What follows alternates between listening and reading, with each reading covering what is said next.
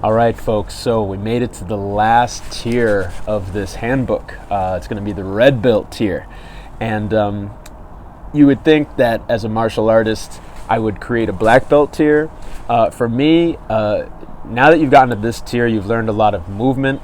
I'm going to show you some more techniques that you can use to apply to movements that you already learned, as well as an exercise that helps you fine-tune your skills to execute any of these steps.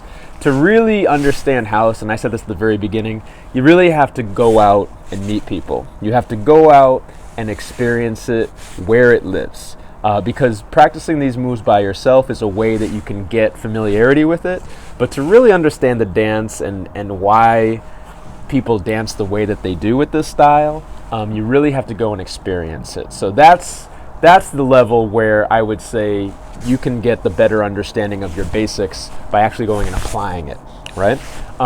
So for Taekwondo, for example, we say that someone who gets their black belt is someone that has mastered their basics. So think of these as your basics, but you really haven't applied them yet, right? You have to spend some time with them and also around other people to see how they connect with it. So in this module, you're going to learn a few new moves. We're actually going to explore the floor for the first time. We're also going to learn some techniques that you can use to put over some of the basics that you've learned to give them a different feel. And I'm also going to give you an exercise in how to practice your basics that I think you'll enjoy.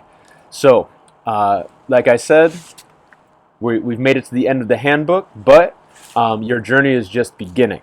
So make sure you can find ways to use this dance in social context so that you can keep growing and learning yourself and also give back to the scene. All right, so let's get to the red belt here.